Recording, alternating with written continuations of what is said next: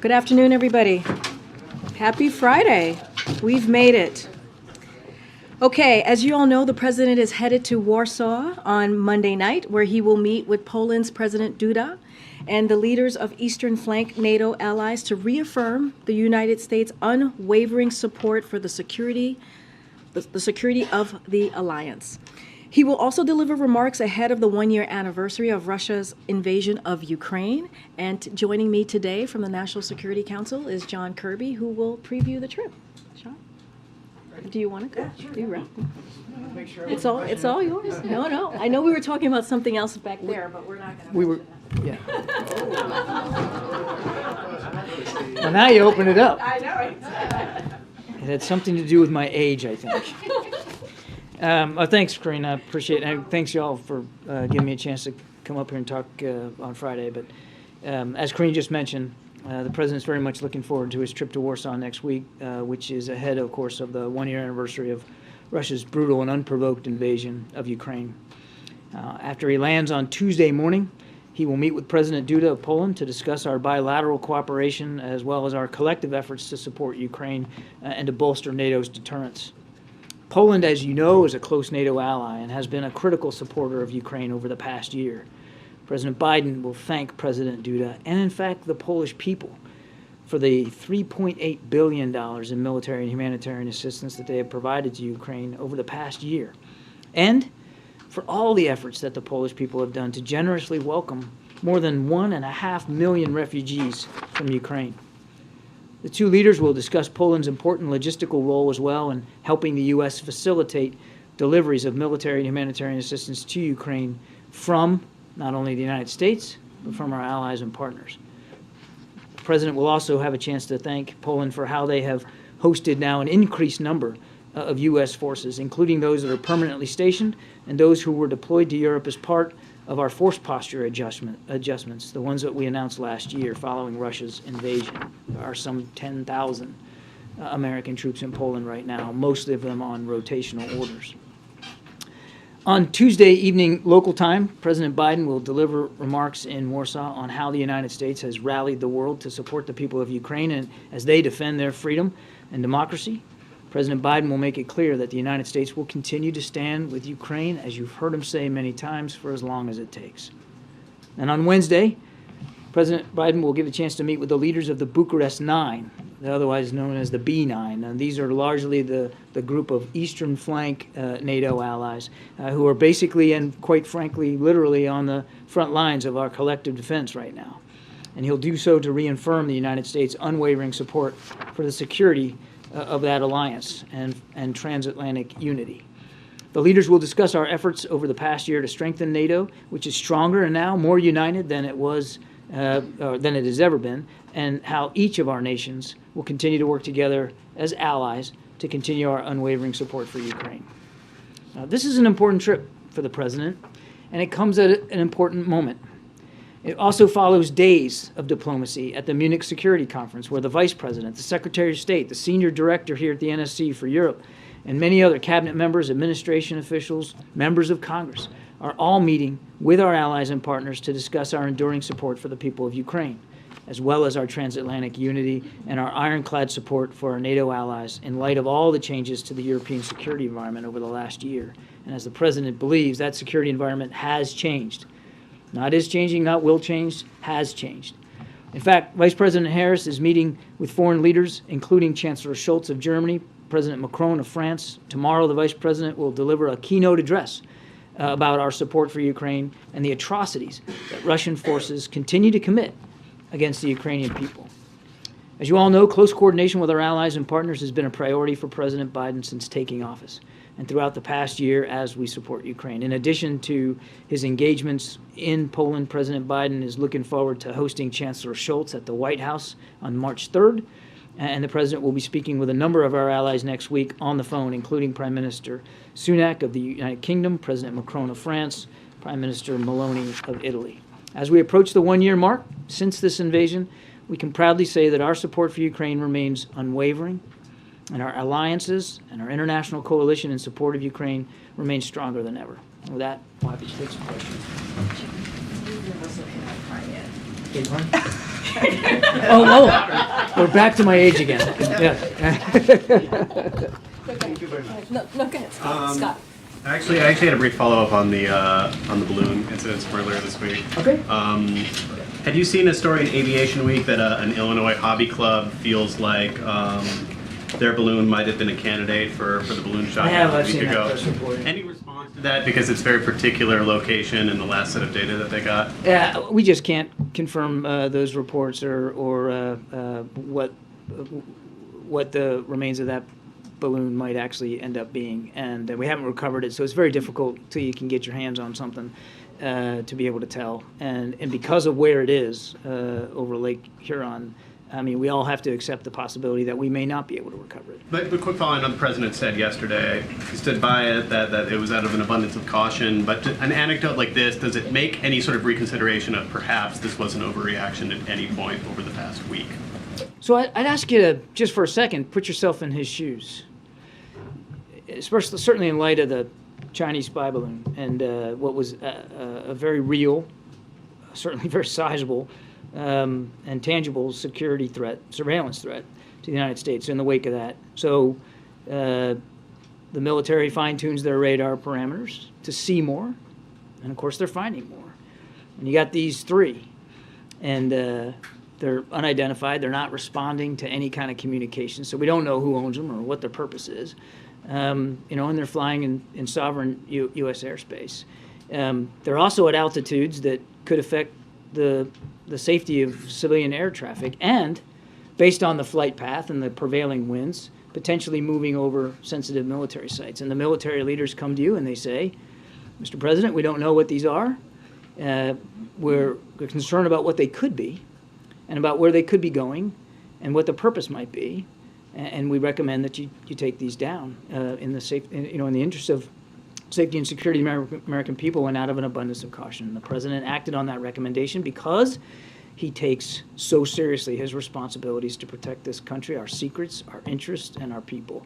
So the short answer to your question is absolutely not.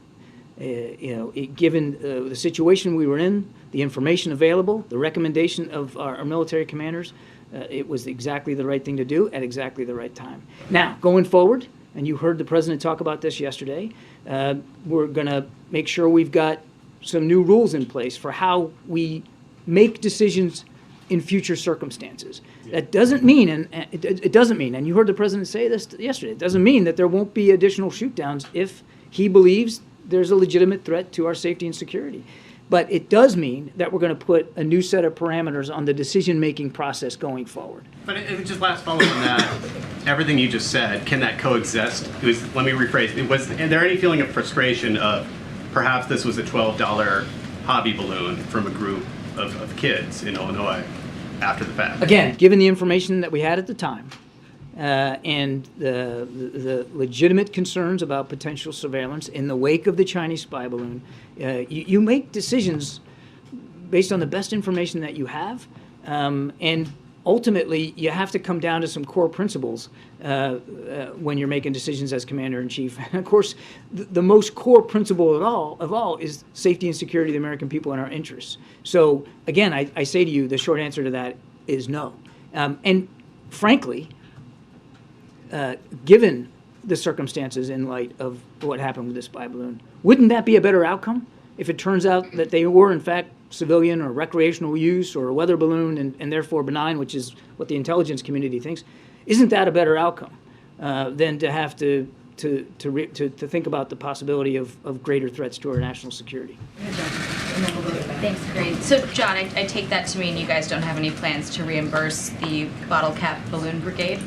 I don't know of any plans to reimburse. We honestly don't know what this is. More generally speaking, what can you tell Americans about what they should expect in the future, understanding that these new parameters are going to be classified? If they see something in the air, should there be any concern that a missile is going to follow it?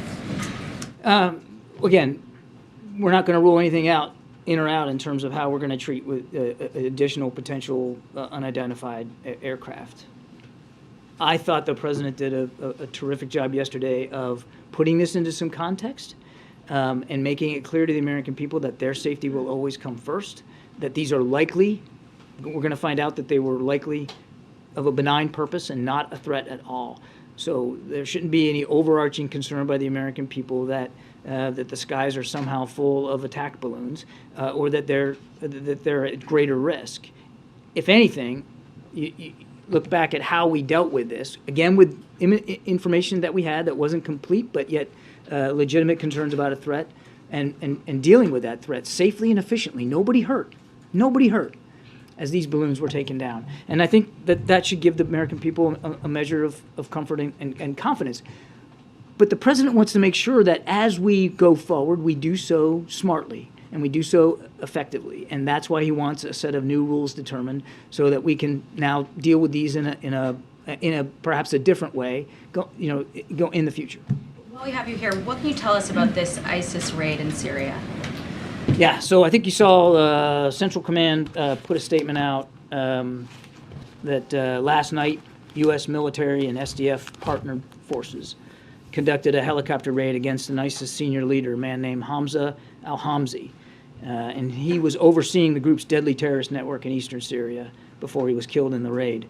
As the Pentagon has reported, an explosion during the raid also resulted in 4 U.S. troops and 1 other working dogs suffering some injuries. The troops and the working dog are in stable conditions, are being treated at a U.S. military facility, medical facility in Iraq, and I think the Pentagon will have more information on that. Okay, in the back. Thanks, Karine, and thanks, John. So first, 2 questions. First, will the American public eventually find out what these 3 unidentified objects are, including which companies they belong to or which specific benign purposes they had? We would like nothing better, but I can't sit here and promise you that we'll get to that level of fidelity of detail. A lot of it's going to depend on an ability to recover these 3 objects. And just to remind you, one's on sea ice in the north of Alaska in Arctic conditions, extremely bad winter weather up there. They have not been able to really mount anything on the ice to find them now. The other's in the Yukon Territory, thick wilderness, and as of today, I don't believe the Royal Canadian Mounted Police or their investigative organizations have been able to get to it. And then the other one fell over Lake Huron, again, in very deep water. I think the Canadians have decided that they're not going to look for it anymore. I don't believe that the United States has made a call on that yet. So pretty tough conditions, going to be very difficult to find them, let alone once you find that debris, be able to do the forensics to identify it. So I can't promise you that we'll know definitively one way or the other. Question on President Biden's talk with Xi Jinping. So as the administration is trying to ease tensions, the House Select Committee on China is trying to focus on human rights abuses by the regime by planning hearings, etc. on that topic. Will President Biden bring up human rights issues with Xi Jinping? The president never fails to bring up human rights concern. And when he met with President Xi in Bali, he brought it up then. And it's not just with President Xi. The president believes that you have to lead with your values, particularly in foreign policy. He's never shy about bringing that up. Thanks, Karine. John, what's the likelihood that President Biden meets with President Zelensky next week? There's no meeting. You talking about on the trip?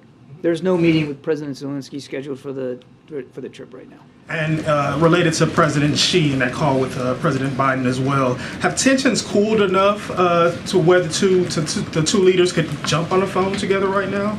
There is an open line of communication, and I'm not denying that there aren't still tensions, particularly in the wake of the spy balloon.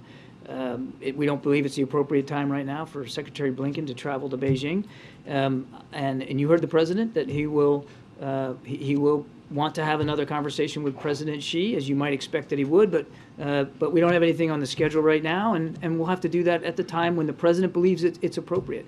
What's really important here, and I know the question was about President Biden and President Xi, is that the lines of communication with the PRC remain open. I recognize that there are tensions, but Secretary Blinken still has an open line of communication with the foreign minister. We still have an embassy in Beijing with a terrific ambassador, Nick Burns, and the State Department also can communicate directly with the PRC's embassy personnel here. So the lines are open. Unfortunately, the military lines aren't open. And that's really what we would like to see amended. And it was, of course, curtailed after Speaker Pelosi's trip to Taiwan. Is that a precondition for the call?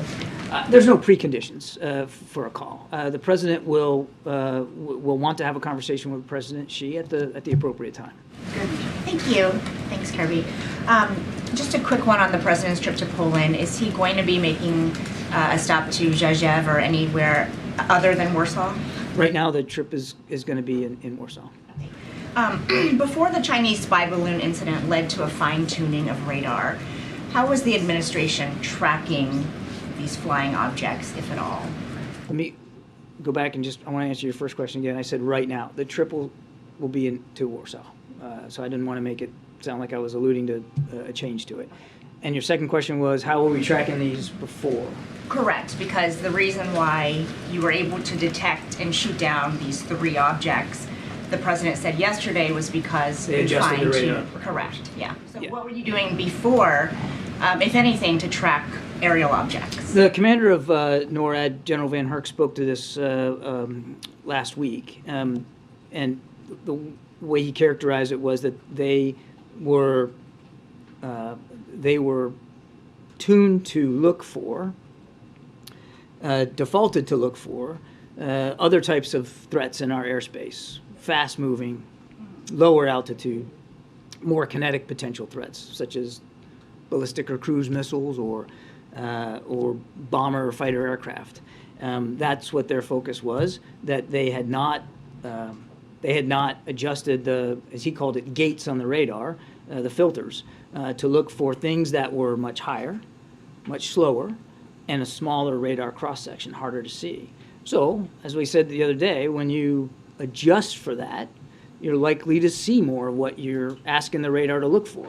But it just wasn't set for that. He was focused on other types of threats, more kinetic threats to our, or potential kinetic threats in our airspace. So it sounds like, yesterday the president said that he wanted to work to establish a better inventory of unmanned airborne objects. Does that mean currently there is no inventory? I wouldn't say there's none, but I think it's fair to say that he wants us to focus a little bit more on this particular issue and learn more about what's out there, what's up there, quite frankly. Got it. And then how long do you think it will take to implement this 4-step plan? And what will you do in the meantime? Is the policy to shoot them down before you implement these 4 things the president wants? No, I think you can imagine that even though we're still working on the policy parameters, that we're going to continue to follow a very deliberate, thoughtful decision-making process here, should there be another track. There aren't any right now. I can't give you a timeline specific to the calendar about when we'll be done this work, but it won't take very long.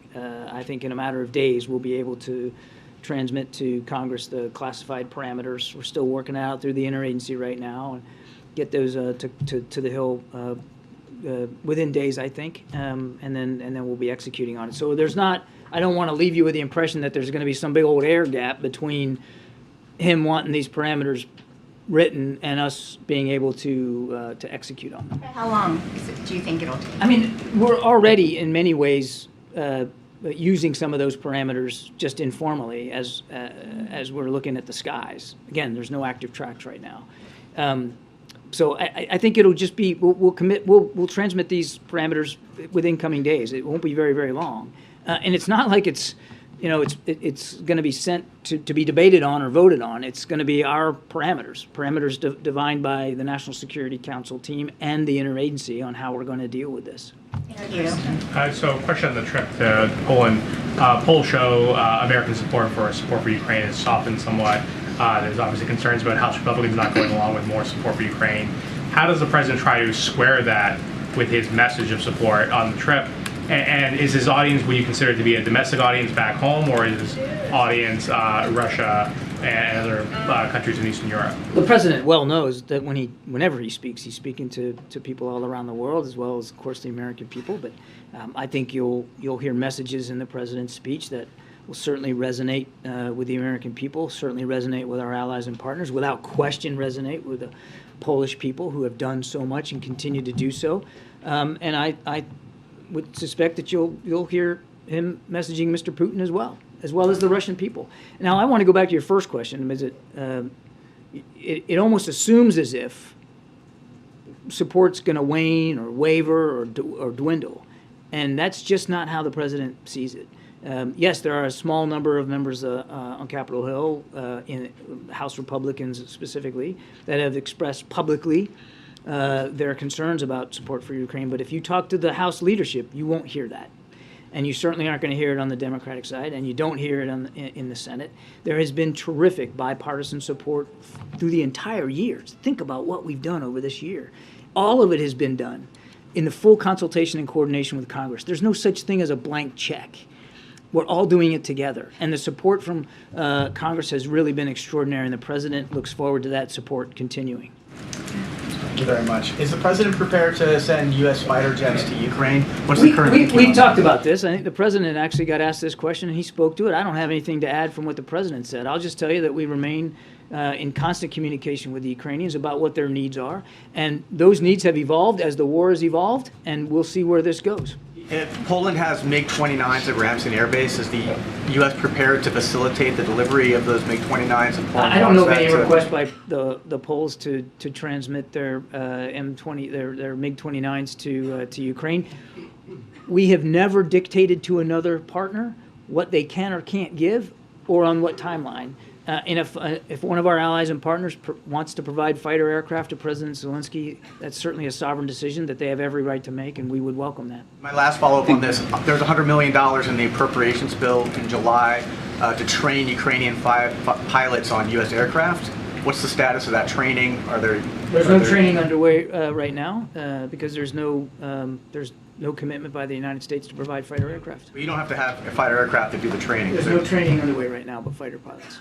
Thank you, Karine. On President Biden's trip to Poland, can we expect any deliverables during this trip, like a new military package for Ukraine or a new framework of support for Ukraine? And another one, you just mentioned at the beginning of this press briefing that there are 10,000 U.S. troops in Poland.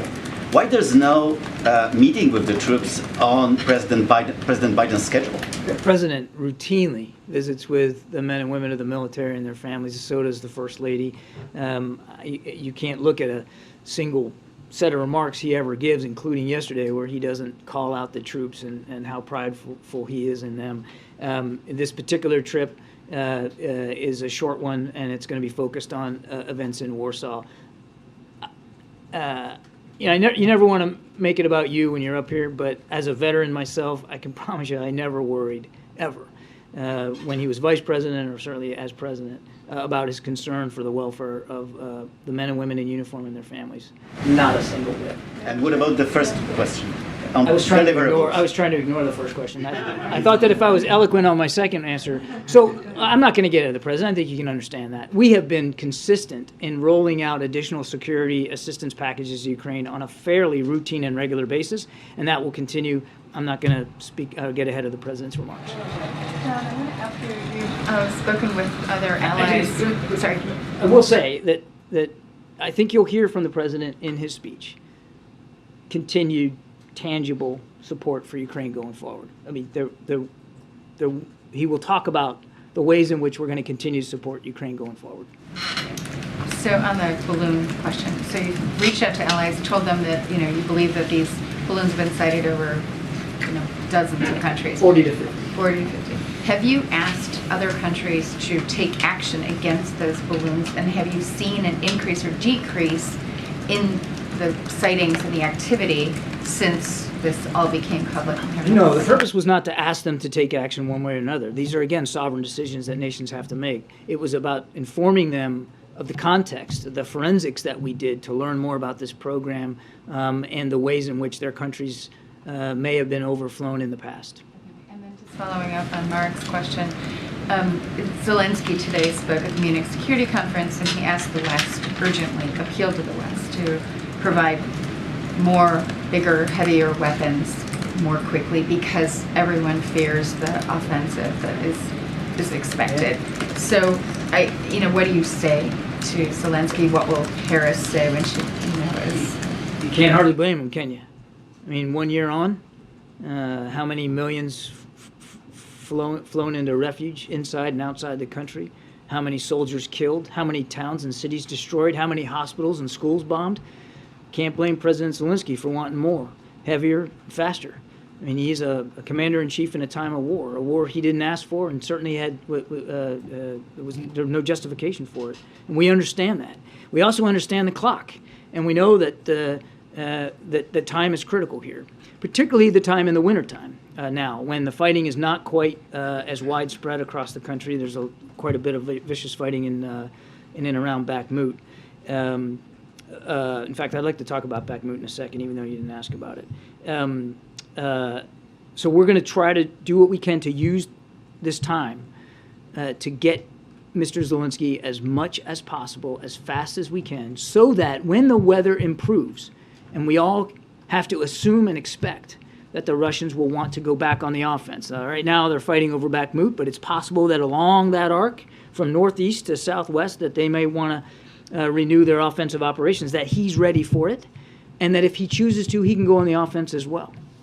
You didn't ask about Bakhmut, but I want to mention it just briefly a little bit. I mean, we've talked about Bakhmut in the past. No strategic value to the Russians. Seems to be an operation almost exclusively run by Mr. Prigozhin and the Wagner Group, more than it is the Russian Ministry of Defense. They have made incremental gains in and around Bakhmut over the last few days, and we certainly can't predict one way or the other. I mean, it is possible that they might end up being successful in Bakhmut, but it will prove of no real worth to them because it is of no real strategic value. The Ukrainians will continue to maintain, we believe, strong defensive lines across the Donbass, and will be and still are fighting very, very hard for Bakhmut. But I do want to say this about the Wagner Group. Particularly with respect to Bakhmut. I mean, again, they're treating their recruits, largely convicts, as basically as cannon fodder, throwing them into a literal meat grinder here in human ways without a second thought. And while fighting in Ukraine, we estimate now that Wagner has suffered more than 30,000 casualties, including approximately 9,000 killed in action. About half of those who were killed, Wagner folks, contractors who were killed since mid-December. So think about that. 2.5 months, 9,000 killed, as the fighting in Bakhmut has intensified. Based on previous intelligence, we estimated that about 90% of those killed in the December fighting alone, just in December, were convicts.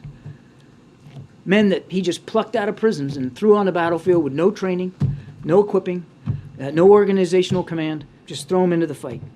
90% killed were convicts. We believe that Wagner continues to rely heavily on these convicts in the Bakhmut fighting, and that doesn't show any signs of abating. I know you didn't ask that question, but I wanted to get that out there. Yeah, thank you.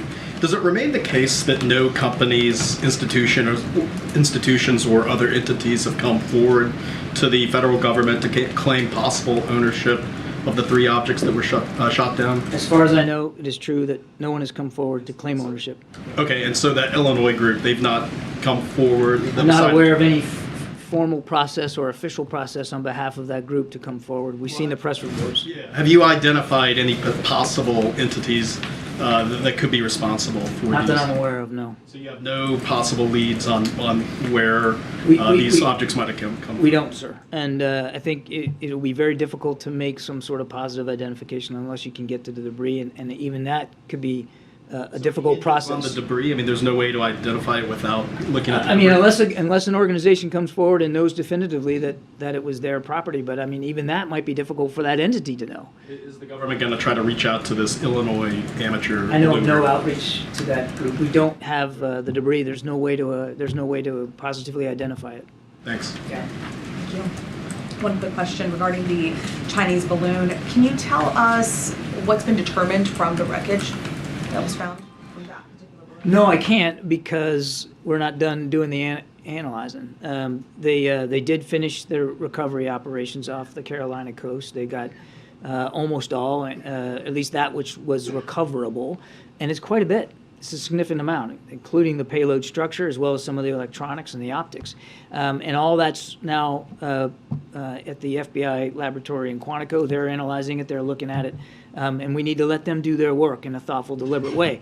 I want to caveat all this by saying there may be some things we will not be able to disclose, and I think you can understand why that is. But we're going to exploit this material as best we can. We learned our lot already from the balloon by surveilling it while it was flying over the country. We're going to learn even more, we believe, by getting a look at the guts inside it and see how it worked and what it was capable of. What about the information the Chinese was able to learn about the U.S. based on that surveillance? Again, we'll have to get inside it and do the best we can on the forensics of it. That said, we do not believe that they were able to get anything additive to what already they were able to get through other sources, because we could predict its flight path along that jet stream over the continent. Because it was moving slow, we were able to put in place protocols at sensitive military sites in the country, particularly in the Midwest, to limit any collection ability. So we don't believe that the balloon was able to collect anything of great significance, certainly nothing additive to what the Chinese may have already been able to do through other means. Thanks, Pete. John, a year ago in Poland, the president said that Vladimir Putin shouldn't remain in power. We were later told that this wasn't a call for regime change.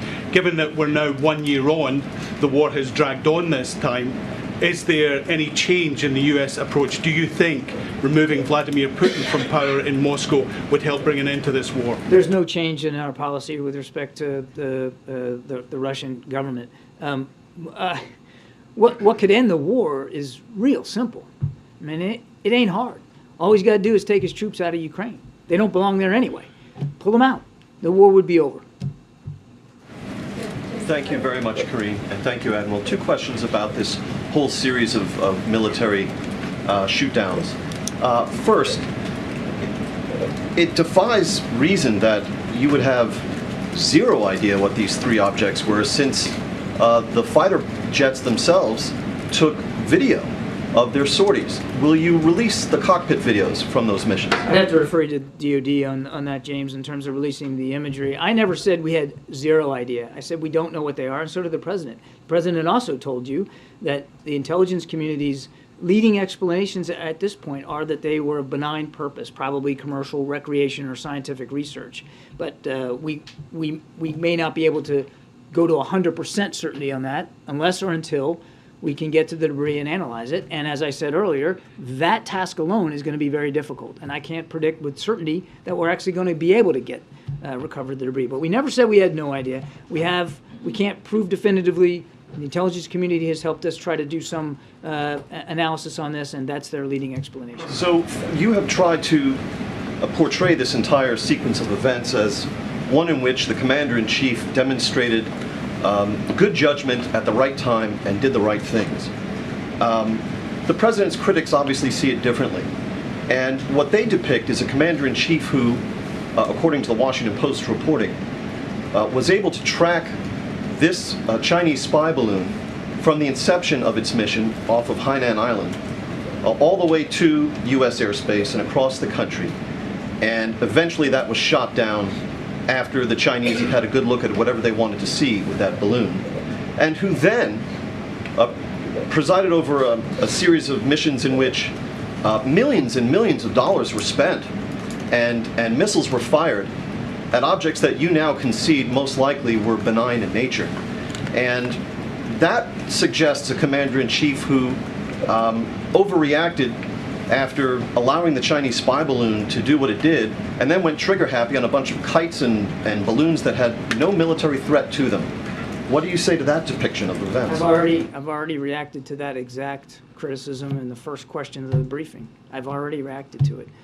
No Americans in the air were hurt. No Americans on the air in the ground were hurt. James, no significant surveillance achieved by the Chinese spy balloon. And now we have an opportunity to learn even more about this program, a program that we started to really study in earnest when we came into office. No apologies here.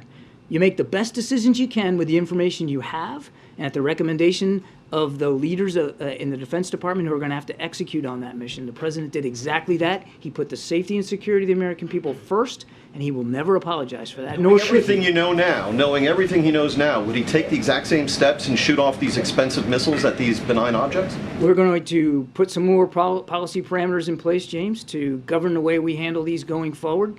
You make the best decisions you can with the information you have at the recommendation of military leaders. I can't say it any more than that. Thank you, Karine.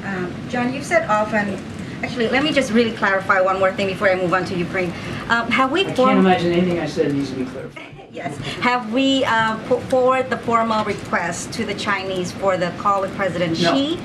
Okay, so there's no formal request just yet? No. Okay. That doesn't mean it's not going to happen, or the president still doesn't want to talk to President Xi. He will. Understood. On Ukraine, you said often that Ukraine gets to decide when it wants to negotiate. But at this point, is there any serious effort, or is there any effort from the administration side to look at pathways to peace? Do we have any idea of what those pathways to peace might look like?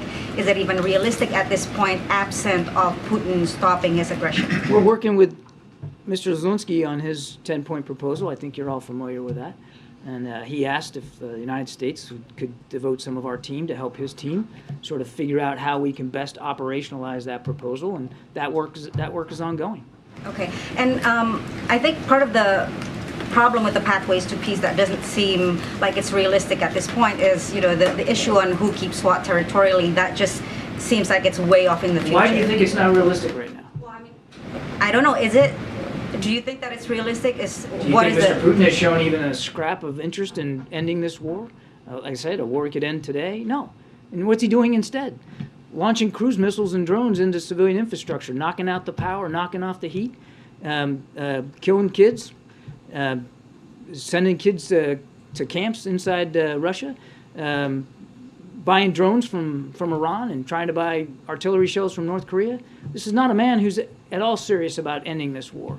And quite frankly, it shouldn't have to end through negotiations. Now, that's likely the way this will go when President Zelensky's ready for it, but he could end it now just by pulling his troops out. He has shown no indication of being willing to do that, and so there cannot be a serious peace proposal or negotiation until the Russians have shown even a scrap of interest in actually stopping the murder and the slaughter of innocent Ukrainian people. And in the meantime, as President Zelensky very eloquently said over in Munich, there's a need, a real need, an urgent need for the rest of the global community to come together and support him so that his troops can succeed on the battlefield. And that's what we're going to stay focused on right now. Okay. So that if and when he does negotiate, he can do it with a position of strength.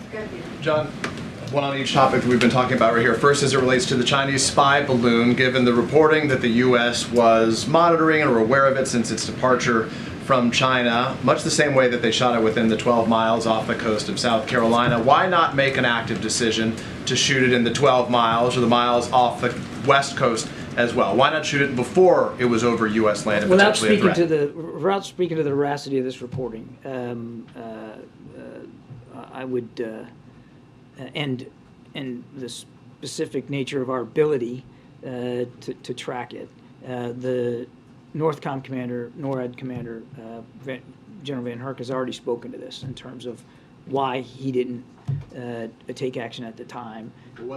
Wasn't he speaking to when it was over the United States? No, he was speaking to. He got asked specifically about approaching Alaska and why he didn't take action, and he talked about no hostile intent, no hostile threat, and concern for lives and livelihood on the ground. Do we have a domain awareness gap? He has identified a domain awareness gap. Is that as part of this review that's taking place in some form? So it's not a review. We're simply developing. Part of this effort. We are developing new policy parameters that are going to be helping us with the decision-making process, Peter.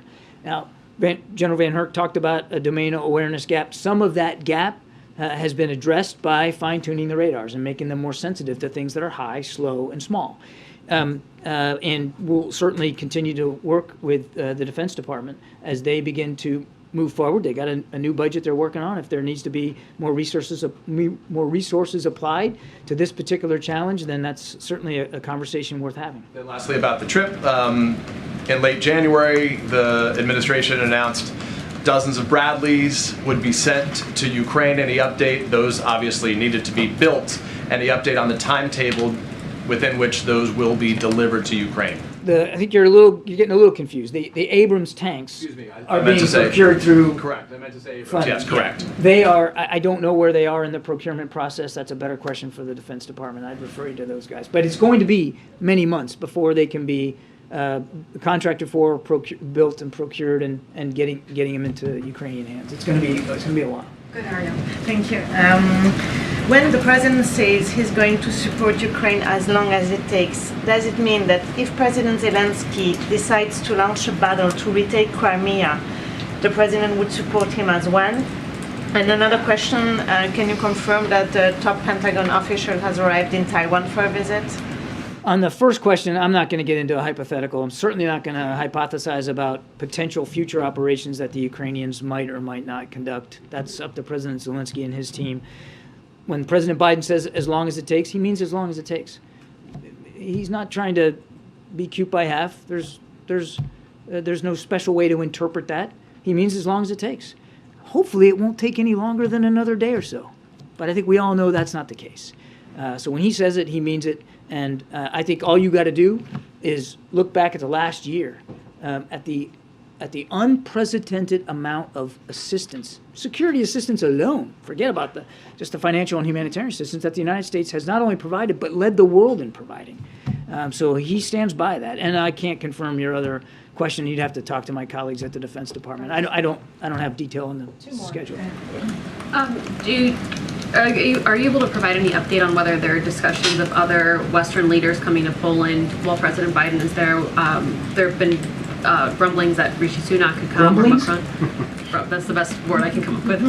Grumblings that what? Grumblings that Rishi Sunak, Macron could come to Poland while the president is there next week. Yeah, I don't know of any plans. That you'd have to talk to their offices about their travel. As I said, he does look forward to meeting with the B9, the Bucharest 9 leaders. So there will be leaders from the eastern flank countries of NATO coming to Warsaw to meet with the president, with President Duda. I do not know about. I don't know about anybody others. And then just one follow-up. I did say in my opening statement that he will reach out to Prime Minister Sunak. He will reach out to Prime Minister Meloni of Italy, and he'll talk to President Macron of France next week. He's anticipating conversations with them next week. Okay, thank you. And then does the White House have any sense of when it will need to go back to Congress and ask for another security assistance package for Ukraine?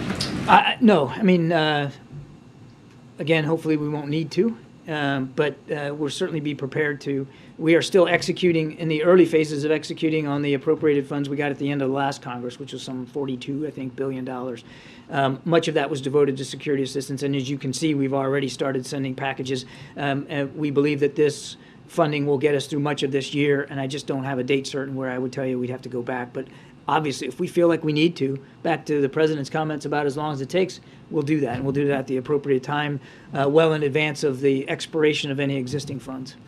Natalie? Priscilla. Priscilla. Yes. Well, welcome Well, to you got close. Thank you. No, not close at all. I was trying to be nice. Well, welcome to the region. Thank you. On next week's visit, are there plans for President Biden to cross into Ukraine? No. And then on the balloons, the protocols and the way they've been adjusted now and how the parameters will be adjusted in the future, does that give the administration confidence that objects that are benign in nature won't be shot down? What I can tell you is these parameters will help us sharpen the decision-making process now that we are looking for more and finding more. And you think, then that's appropriate. But I'd also point you back to what the president said. If he deems something as a threat, he's not going to hesitate. So you're asking me, can I promise that that if you were to take that action, that every single thing would turn out to be exactly what we thought it would be? I can't promise that. All I can promise you is that he will always act in the best interest of the American people, our national security interests, the ability to protect our sensitive military sites and our nation's secrets. That will always come first. And that will always be the default position that he'll take as he makes these decisions. So that doesn't rule out that objects that are... You're asking hypothetical. I mean, we're not even there yet. All I can tell you is that every decision he'll make going forward will certainly be in keeping with these new parameters, but also designed to keep us safe. Thank you. Sorry it takes so long. kidding me? We appreciate it. All right. Thank you. Thank you so much, Admiral. Have a great weekend. Okay, I just have a couple things at the top. One of them, I'll start off with the Turkey, Syria, and the assistance that we are providing currently after the devastating earthquake. So the U.S., through USAID, is airlifting more than $2.5 million worth of emergency relief supplies to the people of Turkey. As part of the $85 million in assistance, we have pledged to support the people of Turkey and Syria following, again, the devastating February 6 earthquakes. Today, U.S. Ambassador to Turkey, Jeff Flake, met the arrival of the initial delivery of these supplies at Adana Airport while the supplies were loaded onto trucks for delivery to affected communities. Secretary Blinken has also announced travel to Turkey over the weekend. Over the coming days, USAID will continue to transport relief supplies on approximately 10 flights with more than 1.8 million pounds of supplies of kitchen sets, hygiene kits, heavy-duty plastic sheeting for temporary shelters, and high thermal blankets to provide for hundreds of thousands of people. In Syria, we must keep aid flowing so that the Syrian people get the help they so desperately need. The decisions earlier this week to open 2 additional border crossings for UN convoys is welcome, but long overdue, and we must ensure that they cannot be turned off on a whim. We believe that a Security Council resolution codifying the opening of additional border checkpoints in Security Council resolution is the best way to do that, and will continue pressing that forward. I also want to say a few words about Senator Fetterman, and before we continue, millions of Americans, as you all know, go untreated with depression every day.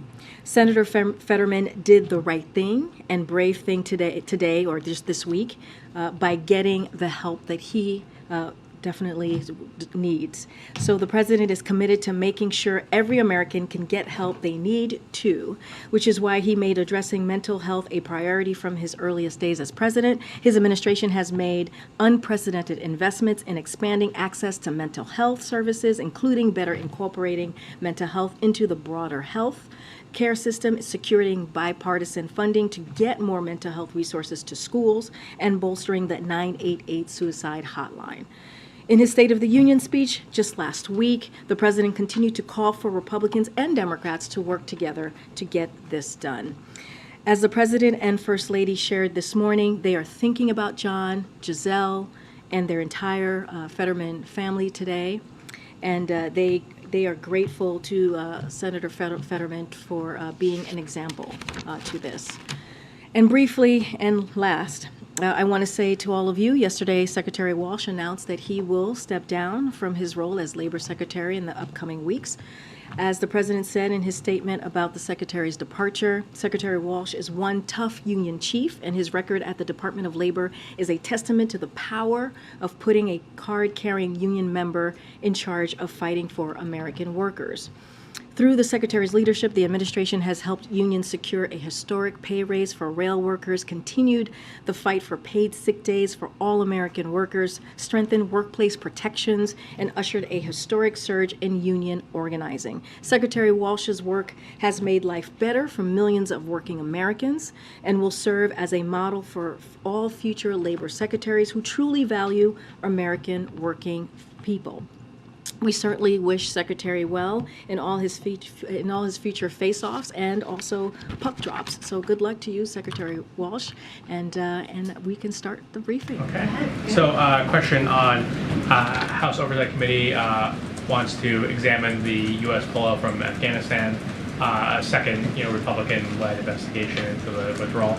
Does the White House plan to cooperate this investigation? How does it feel about it? So I'll say this, we have been providing Congress with information on Afghanistan and the operation for this past year, so don't have anything to add there. As you know, the White House counsel is very much focused on the oversight. They are the ones who are answering questions and dealing with the letter. Certainly we'll take a look at the letter, so I will let them speak to this. And what's the status of the administration's own internal reviews? A lot of talk about this? Is that ever going to be finished or released publicly?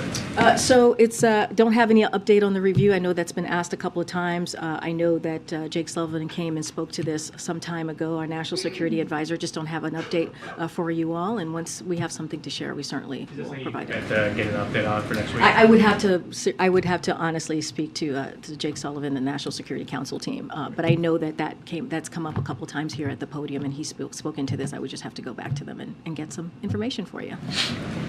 Thank you, Karine. Regarding Senator Fetterman, while the president was at Walter Reed yesterday, did he by any chance see the senator there? I don't have any meetings or conversations with Senator Fetterman to speak to at this time. Okay, and regarding the Memphis police officers charged in the death of Tyree Nichols, as you know, this is a community that's been hurting. I was there in Memphis when the video was released for the funeral. We saw the vice president there. The people there want change in the policing system. Does the White House believe that that can actually happen?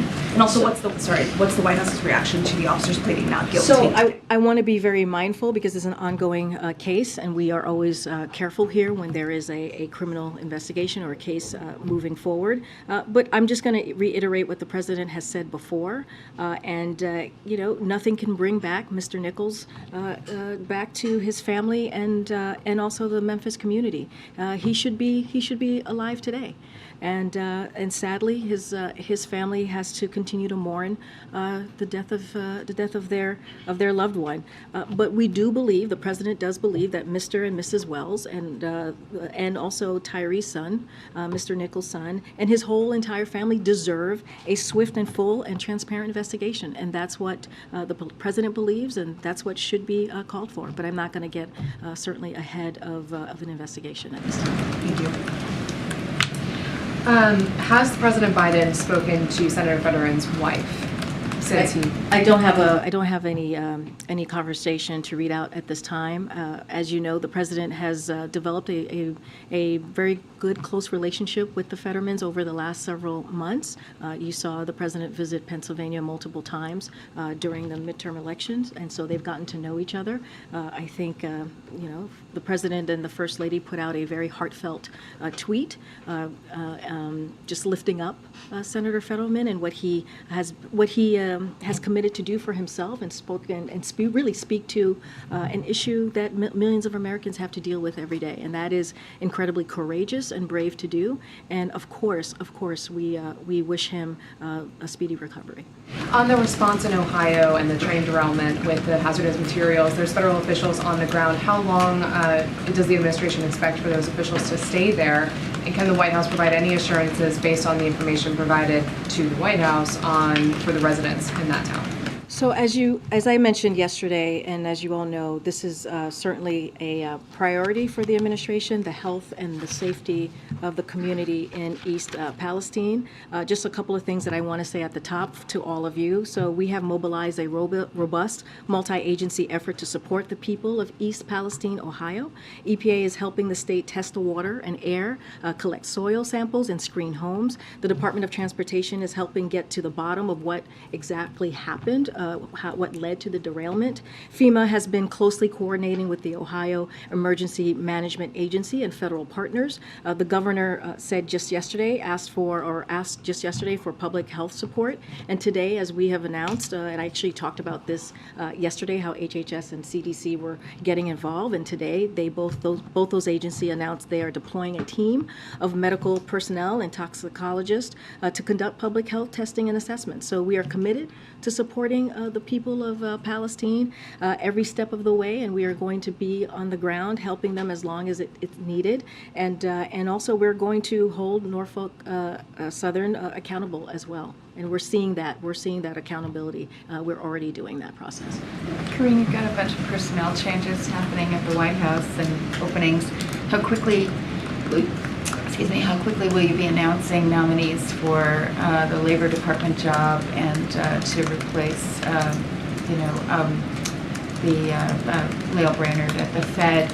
And then just in that context, there's a report out that Carla Frank is also leaving, if you could confirm. Say the last part. Frank is leaving as political. Okay. Don't have any personnel announcements to make at this time. I can say to you that under the Department of Labor statute, Julie Su will serve as an acting secretary, which is common. But as far as personnel announcement, I don't have anything to share at this moment. Clearly, filling the role of filling those two roles are critical and important and a priority. Just don't have to share anything to share at this moment. Let's follow up. I mean, what are you looking for in a labor secretary? You talked about what you thought Marty Walsh brought to the job. What are you looking for? Your economic team, you've raised a lot of concerns over the last year about corporate profit taking, about just, empowering unions, kind of supporting unionization drives. Are you looking for a strong labor leader? And is that something that you also would like to see in the next person to go to the Fed? Yeah, I think that's both very good questions. I'm going to leave that to the president to decide what it is that he's looking for in those two key critical positions. No one's going to replace Marty Walsh. He was one of a kind, as I just laid out, and incredibly effective. And we are very, very thankful for his service and wish him well. So don't want to say that's what we're going to be looking for, but also that's for the president to decide. As far as the president's economic plan or how he sees the economy moving forward, you kind of see that, what he's been able to lay out these last 2 years. And certainly he wants to continue to build on that, continue to build on growing the economy from the bottom up and middle out. I'm not going to get into too many details there. As you know, it's the Federal Reserve, so we're always trying to be really mindful there. But as soon as the president has decided who's going to be next to fill those two positions, certainly we will share that. Thanks, Karine. To follow up on that, both the CBC and KPAC have endorsed Julie Su to officially become the next labor secretary, in part because, quote, the inclusion of an AANHPI as a cabinet secretary is long overdue. Is she on the president's short list? So not going to get into who's on the president's short list or not, but I do want to address the fact that we recognize that it is a priority for the AAPI community, and we are proud that through our work with members of Congress and stakeholders, we've made the most diverse administration that ever, not even in modern politics, but ever. And and we believe we have, and it's facts, we believe we have a historic number of AAPI appointees at the level, including 3 in cabinet, all of whom are women, which is Vice President Harris, as you know, Ty as well. And so we have a number of AAPI ambassadors like Michelle Kwan and Chris Liu, and it's also about 14% of our appointees identify as Asian American, Native Hawaiian, or Pacific Islander. So this is a president that has made a priority to make sure that he has an administration that looks like the country, and that is incredibly diverse and historically diverse. So that is a commitment that he's going to continue to make. I'm just not going to get ahead of the president's decision at this time. And then switching topics on a topic that you brought up with John Kirby earlier, when you said that neither you or he have hit your prime yet. Does the president have anything to say about this national conversation that was sparked after a claim that was seemingly made in defense of the president that Nikki Haley is not in her prime because women hit their prime in their 20s, 30s, and 40s? I'm not going to comment directly to that. That is something clearly that needs to be addressed by... Right, I only bring it up because you No, brought it up. I'm going to say something. Just give me a second. I have something to say. When you look at this president's administration, and we have talked about the numbers before, there are more women in his senior advisor and his senior staff role than men. And I think when you think about that, you see a president that truly takes pride and takes deep consideration into making sure, and meaningful consideration into making sure there are diverse voices around him, and I think that's important. And so what I want to say is just watch his actions, watch what he's done. You just asked me about Julie Su, and I laid out what the president has done in having the most diverse administration. And so I think all you have to do is look at the numbers, look at the people around him, look what he's been able to do, look how he's lifted up different communities, including women. And I'm just going to leave it there. It is clearly, truly a priority for him, and I'll just leave it there. If I could ask you very quickly about that raid that took place in eastern Syria, just because John Kirby didn't get to it. Has the president been briefed on the circumstances? Has he had any conversations with those who were wounded? Any more detail about his relationship to that event? So the president has been briefed. I don't have anything more to what John Kirby just laid out. I would refer you to the Department of Defense on any specifics on who's been wounded or any details, other details outside of what John Kirby laid out, but don't have anything else. Did the president sign off on that raid? Obviously, it was successful, as the DoD or the CENTCOM reported. Was the president a part of the decision making before it took place? I don't want to get into too much of specifics on this, but when it comes to situations like this, of course, the president is closely involved. Then can I ask you about the First Lady was supposed to travel to Indiana today. She didn't go because her office says that she's not feeling very well. Can you give us any better? Yeah, it's not so COVID. Is she okay? What's the I going can on? say from here that it's not COVID. She is under the weather, and I'll leave it there. But is recuperating.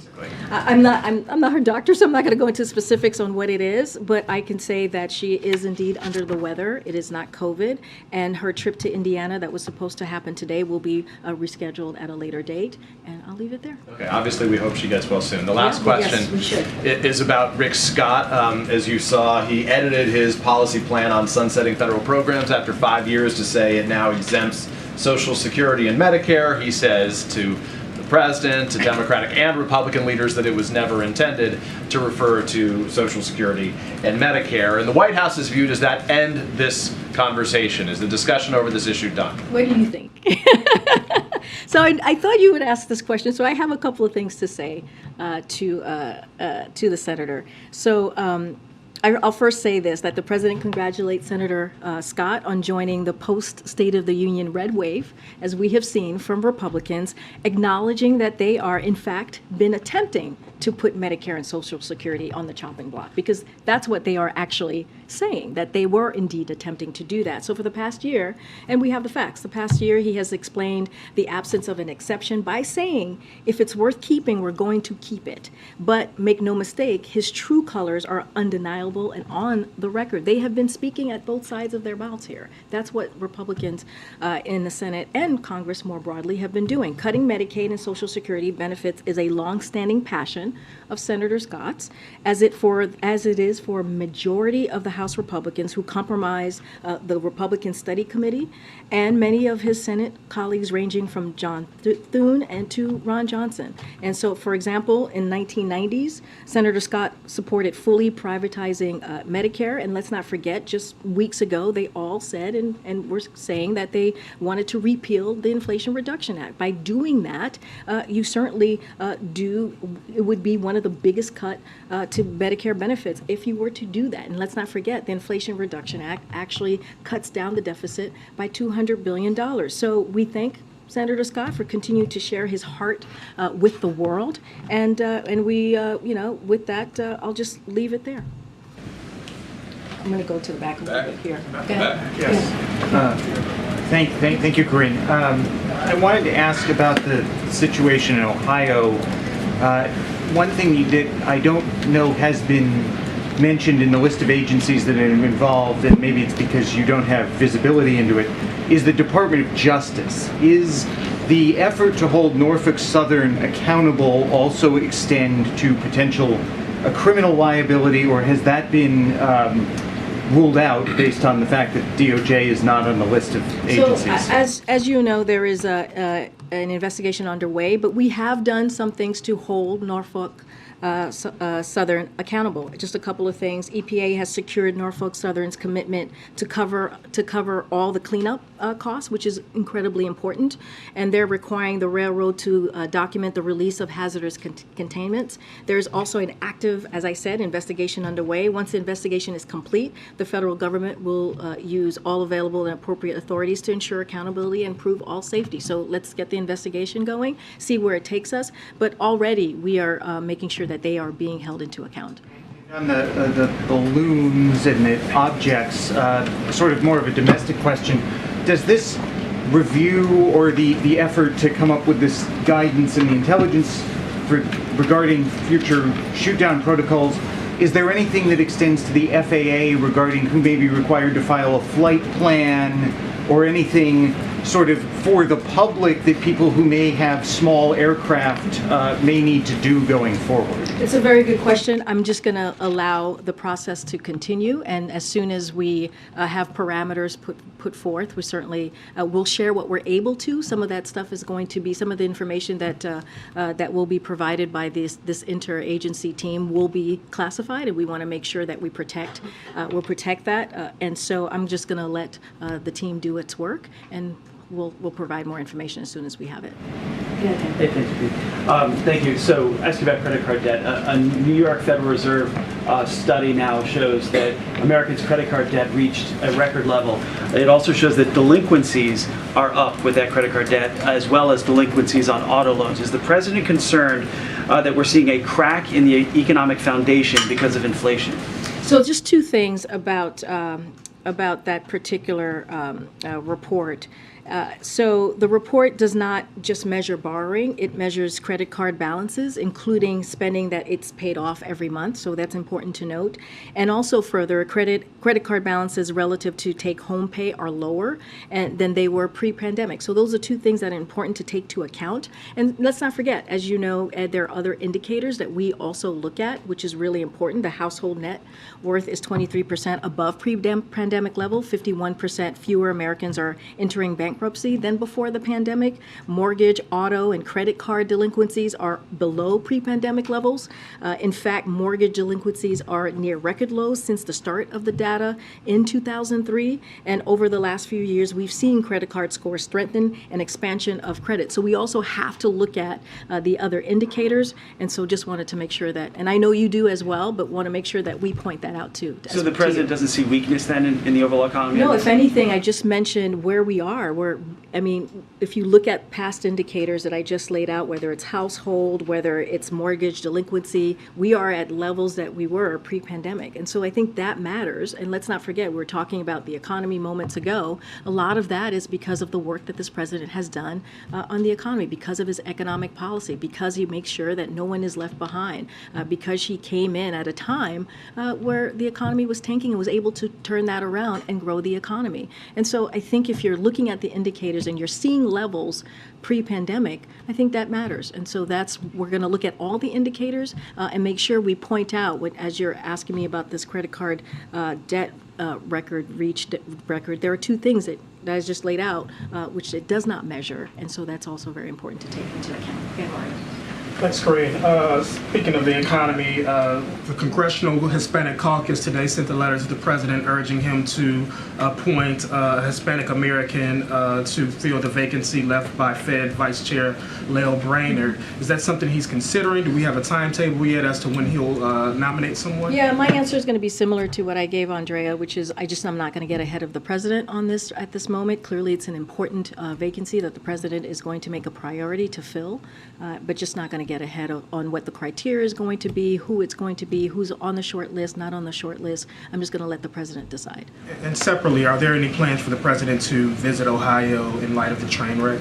So as you know, the EPA administrator, Regan, was there. He held a press conference just over 24 hours ago while he was in East Palestine. I just don't have anything to share about the president's schedule. As you know, he'll be in Poland the beginning of next week. Thanks, Karine. Just a follow-up on the Social Security stuff as it relates to the debt ceiling. Recently, HHS announced some proposed rates for Medicare Advantage that would result in a $3 billion reduction to the program. I know Becerra pushed back on that characterization, but can you explain how does it square with the president's commitment not to cut Medicare, or are there cost-saving measures in there somehow in the broader program that you wouldn't characterize as a cut if it's a cost-saving measure? I'm not going to go beyond to what the Secretary Becerra said. What he said is basically where the president is.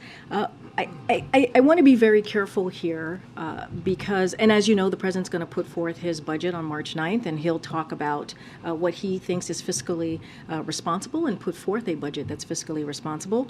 And he mentioned this in the State of the Union. He's going to talk about how he's going to continue to lower the deficit by $2 trillion, and you guys will see the specifics of that budget when it comes out. And let's not forget, the president also lowered the deficit the first 2 years by $1.7 trillion. So all of that is important as the president is growing the economy and making sure that no one is left behind, that he's also lowering the deficit. And he's doing that with these very historic pieces of legislation that we have seen him sign into law this past 2 years. But I want to be very clear. When it comes to protecting Medicare, when it comes to Social Security, the president is going to continue to fight to make sure that those are not being held hostage by the Republican Party, to make sure that we are fighting for programs that taxpayers, pay into. We're talking about veterans, we're talking about seniors. So this is something that the president has been very clear about. He talked about it this week. He talked about it at the State of the Union. We need to make sure those programs, those life-saving programs for many Americans, millions of Americans, are not played with, just like what Republicans are trying to do. I just laid out moments ago how Republicans have been talking about for years, how they want to cut those really key programs for our veterans, for our seniors. And so the president, again, is going to continue to fight for those. Thank you. Thank you. Earlier today, when the White House released some background information on Ohio, one thing that was said by officials is that if Norfolk Southern backed off the commitment to pay for cleanup, then the administration would be prepared to issue a legally binding order to get reimbursed 3 times the amount. I'm wondering if that was just like a warning, or if there has been indication thus far, recent indication from the company, that they could back off that commitment. So I don't have any indication that they are backing off of that. I just laid out how that EPA is requiring or the company has committed to cover all cleanup costs. That is something that EPA has worked very hard on and is making sure that the company is doing. And from what I understand, they are going to do that. And as I said before, there is an investigation underway, and we'll know more. But I don't have any indication of what you just laid out. It was also said that a CDC team, as you were saying, was being dispatched, that they're going to be on the ground on Monday. I'm hoping you can kind of explain for people just why they're only hitting the ground on Monday, it's not happening actually now, but also why it didn't happen. This has been going on for a couple weeks now. Well, I want to be very clear. On February 4th, we had folks on the ground within hours. EPA team. Yeah, EPA team, but this matters, right? This happened on February 3rd, and at 2 a.m. on February 4th, hours after the derailment, the EPA team was on the ground. So I just want to make sure that the American people understand that we did take action and folks were on the ground. So it is like multiple federal agency, again, we're on the ground, not just the EPA, within hours. It is also important to remember that it was a serious accident. And so when these incidents happen, you need to let the emergency response take place. So that is important as well. Senior leadership arriving in those initial days would detract from those urgent response efforts. And when it was appropriate, the EPA administrator went, as you saw him yesterday, and additional agency officials, as you just mentioned, HHS, CDC, will be visiting soon. But the work is happening. We've been on the ground again since February 4th, hours after the derailment happened. And we are committed. We are committed. This is the federal government is committed to making sure that the community gets what it needs, and we'll be there on the ground for as long as it takes. Kirby mentioned humanitarian assistance when he was talking about the president's trip, but obviously the president has talked so much recently about the U.S. security assistance to Ukraine. Last year when he was in Poland, he met with refugees. That was a big part of his message there. How much of this trip will be about that side of it? Will he meet with refugees? Will you add some component like that for this trip? I'm not going to get ahead of what we've laid out. He'll be in Warsaw, as you know. He's going to make a major a speech, and he wanted to do this ahead of the anniversary. As you all know, the anniversary will be a week from today of Russia's brutal war against Ukraine. Don't have anything else, any further details to share on that. He mentioned the eastern flank, right? Which is incredibly important to be there to show our commitment to Ukraine, but also our NATO alliance. And so that's what you're going to hear from the president. Don't have anything more to share on any humanitarian aid or security assistance. Clearly, we have done a lot over this past year, and there continues to be bipartisan support as you look at that assistance, and we will always share that with you when we're ready to announce more. But certainly, I'm not going to get ahead of the president from here today. Okay, I'm going to take one more. Oh, okay. Oh gosh, I'll take one more. One more. Somebody hadn't called yet. Go ahead, Alex. I haven't called Alex in a while. Thank you, Karine. 31 Democrats joined with Republicans to vote against revisions to the D.C. crime bill, and now that heads to the Senate. And there could be, obviously because the margins are narrower, they could reject those revisions as well. I know this administration supports D.C. statehood and sovereignty. At the same time, what does it make of the debate over the revisions to the crime bill and just the issues with public safety in the nation's capital? So just because you mentioned the House Republican, I just have to say this on the record. It is yet another clear example of why, as you just mentioned, D.C. deserves statehood. That is something that the president has supported since his campaign and will continue to do so. As it relates to the D.C. crime bill itself, look, the president has never been clear that we must do more to reduce crime and save lives. And that's why he's taken those executive actions that he's done the last 2 years.